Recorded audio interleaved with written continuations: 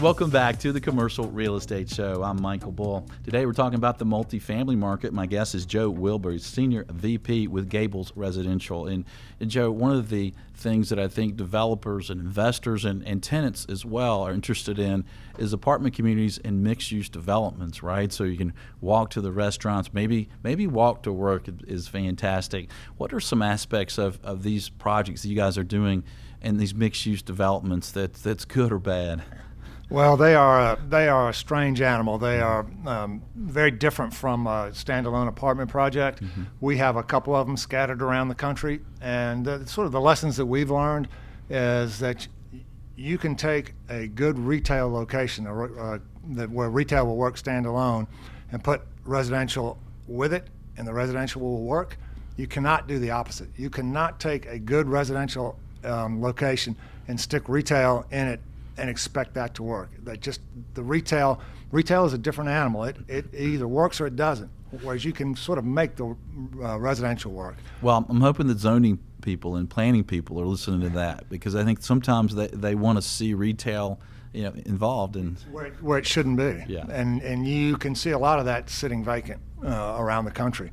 Yeah. But if you do have a good location, then the trick is putting it all together and making it work. There's a lot of issues that people don't contemplate.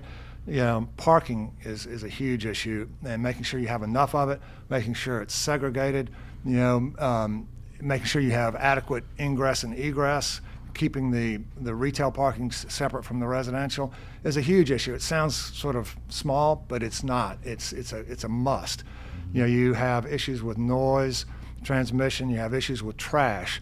When you have restaurants, they have trash that goes out every day, and that trash is often wet, and it's often food products, and it doesn't do well sitting in a dumpster. Mm-hmm. Whereas multifamily, you could pick up the trash twice a week and you're good. So you have issues there, issues with security that have to be dealt with. And as I said, noise. You have restaurants that are open late at night. You have bars. But they're exciting. They're fun places. They're exciting. Residents do want to live there. As you said, you can walk to shops. You can walk to restaurants that are there. There's people around. So they're very, very desirable places to be. They're hard to manage because you have to manage the retail tenants and their expectations. You have to manage the rental their expectations. So it's a balancing act to make those things work. So if one of our listeners brought you a great project where you could build a standalone apartment community, they brought you another project where you could build in a mixed-use development, and you like the mixed-use development, are you equally interested in them, or would you prefer to standalone? If the returns were the same on both, yeah, I would take the standalone any day, just because it's an easier way to make money. It's less complex. Yeah. But there are many situations where you have to do mixed use, and there are many situations where you should do mixed use. Yeah. Where it does make sense. Yeah. We don't shy away from them, but our preference would be fewer of them rather than more.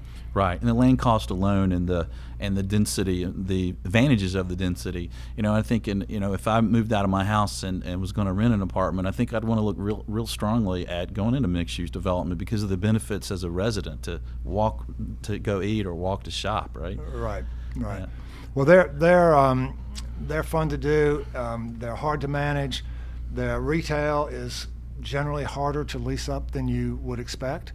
Retailers are finicky, and it can easily take a year to negotiate a lease with some retailers. Whereas with the residential, it can happen in 30 minutes online sometimes. Right. So it's just a different animal. Well, Joe, thanks for joining us today here in Studio One. We appreciate you being with us. Michael, thanks for having me. And if you're listening out there in the 40 stations, please join us next week. We'll talk about the office market. Until next week, be sure that you always lead, learn, and laugh, and join us for the Commercial Real Estate Show. The Commercial Real Estate Show is brought to you by Bull Realty Commercial Advisors, a great place to do business. Visit bullrealty.com. RealNex, a comprehensive and powerful suite of commercial real estate tools at an incredibly low price. Visit realnex.com. That's RealNex. Xceligent, the resource professionals use for commercial real estate information. Visit xceligent.com. That's XCELIGENT. Commercial Search, the source to market and source available properties for sale or lease. Visit commercialsearch.com.